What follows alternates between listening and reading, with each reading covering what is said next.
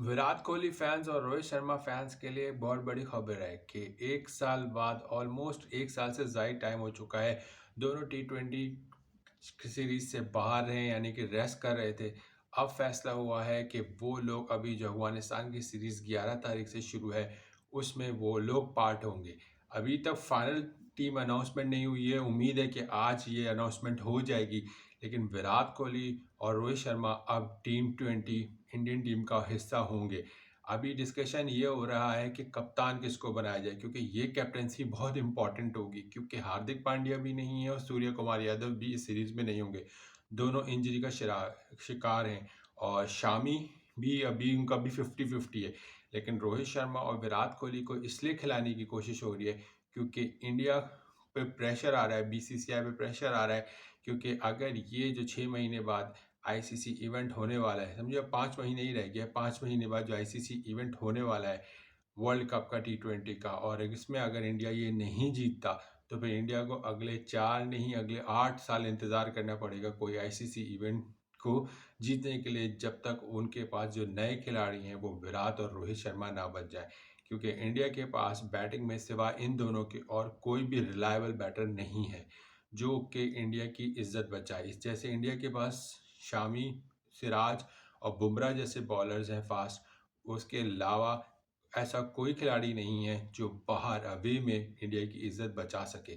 तो रोहित शर्मा और Virat Kohli team India की ज़रूरत बन गए हैं। अब जो ये जो डिवीज़न बैठा हुआ था ना इंडिया में, कि विराट कोहली के फैंस कहते थे कि रोहित शर्मा को हटाओ और रोहित शर्मा के फैंस विराट कोहली के अगेंस्ट बात करते थे। दोनों में से कोई एक भी परफॉर्मेंस नहीं देता था। तो जिस दिन विराट ने परफॉर्मेंस नहीं दी तो रोहित के फैंस खुश, रोहित ने परफॉर्मेंस नहीं दी तो विराट के फैंस खुश। तो ये जो अब डिस्कशन है ये मेरे ख्याल से अब ओवर हो जानी चाहिए इंडिया में। ख़ास तौर पे दोनों अब हिस्सा होंगे अफगानिस्तान के खिलाफ सीरीज में। बेशक अफगानिस्तान एक बहुत वीक साइड है, लेकिन T20 के लिए बहुत ख़तरनाक टीम हो सकती है। तो इसीलिए इंडिया इस टाइम कोई रिस्क नहीं लेगा अगेंस्ट अफगानिस्तान, किसी भी एक्सपेरिमेंट को करते हुए कि यंगस्टर को उतार दे और अफगानिस्तान के सामने, क्योंकि सबको पता है कि अफगानिस्तान T20 की ख़तरनाक टर्निंग टीम है। तो इसीलिए 3 T20 सीरीज़ के लिए विराट और रोहित शामिल हैं। विराट और रोहित की फॉर्म लगी हुई है। रोहित नज़र भी आया साउथ अफ्रीका में थोड़ी से डिस्टर्ब या थोड़ी से वैसे, लेकिन विराट की तो फॉर्म टोटली नज़र आ रही है। क्योंकि विराट रोहित की फॉर्म वर्ल्ड कप में अच्छी थी, लेकिन रोहित अभी तक वो वर्ल्ड कप की जो एक होता है ना, एक झटका जो लगा होता है, एक हार का जो झटका लगा हुआ है, उस फ्रेम ऑफ माइंड से नज़र नहीं आ रही। उनकी मीडिया टॉक, उनकी प्रेस टॉक भी साफ बता रही है कि रोहित शर्मा अभी तक उस सदमे से बाहर नहीं आए। तो बहुत अच्छा मौका है टीम इंडिया के लिए कि अफगानिस्तान के खिलाफ ये सीरीज़ जीते। उसके बाद उनके पास सबसे बड़ा इम्तिहान शुरू हो जाएगा अवे में ही। इंग्लैंड की टीम के साथ 5 टेस्ट मैच की सीरीज़ है। उसके बाद आईपीएल है। आईपीएल के फ़ौरन बाद इंडिया रवाना हो जाएगी वर्ल्ड कप खेलने के लिए अमेरिका और वेस्ट इंडीज़।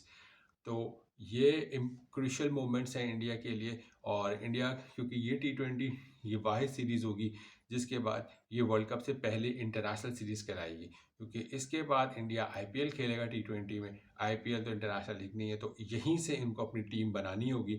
यहीं से बीसीसीआई चीफ सेलेक्टर जितने भी हैं सबको एक डिसीजन लेना होगा कि कौन होगा परमानेंट कप्तान T20 का फॉर द वर्ल्ड कप और कौन कौन से प्लेयर T20 वर्ल्ड कप का हिस्सा होंगे। तो ये जो सीरीज़ है ये डिपेंड करेगी वर्ल्ड कप की स्क्वाड बनाने में, क्योंकि अगर इंडिया ये सोच के या चीफ सेलेक्टर ये सोच के लेके जाएंगे कि देखेंगे कि आईपीएल में कौन फॉर्म में है, तो फिर इंडिया का बहुत नुकसान हो जाएगा। क्योंकि जब जब इंडियन क्रिकेट बोर्ड ने या चीफ सेलेक्टर इंडिया के जो भी हैं करता था वो उन्होंने आईपीएल को तरजीह दे के खिलाड़ियों को टीम में ला के कोशिश की है, तो एंड में वो लोग ही नहीं उनको डिच किया है और उनकी परफॉर्मेंस साफ डिफरेंस नज़र आ जाता है कि आईपीएल एक अलग प्लेटफॉर्म नज़र है और इंटरनेशनल क्रिकेट एक अलग प्लेटफॉर्म है।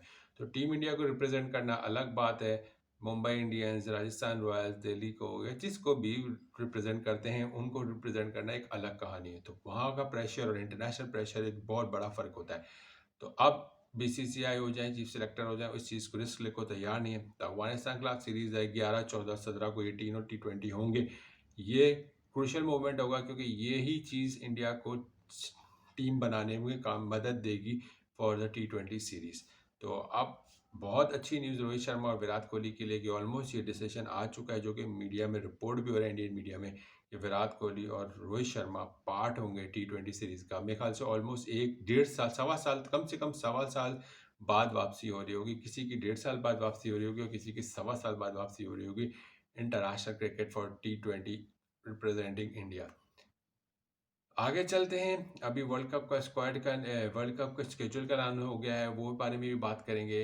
अब अभी फ़िलहाल अब तक के लिए इतना ही। चैनल को सब्सक्राइब कीजिए और अपनी राय का इज़हार कीजिएगा कि आपको क्या लगता है कि इंडिया का T20 का कप्तान वर्ल्ड कप में कौन होना चाहिए? क्योंकि अभी अफ़गानिस्तान के खिलाफ कप्तान में जो हार्दिक पांड्या का कप्तान है, वो तो अब है नहीं, इंजरी है। सूर्य कुमार यादव भी रिप्रेज़ेंट कर रहे थे, वो भी इंजर्ड है। तो लेकिन रोहित अंडर हार्दिक खेलेंगे या सूर्य खेलेंगे, ये पॉसिबल है या नहीं, ये वक्त बताएगा। क्योंकि रोहित के अंडर तो खेल सकते हैं और रोहित कोहली के अंडर तो खेल सकते हैं। क्या रोहित और कोहली हार्दिक और सूर्य कुमार यादव के अंडर खेल सकते हैं या नहीं खेल सकते, ये बड़ा सवाल है। अपनी राय का इज़हार कीजिएगा। अपना ख्याल रखिएगा। अल्लाह हाफिज़।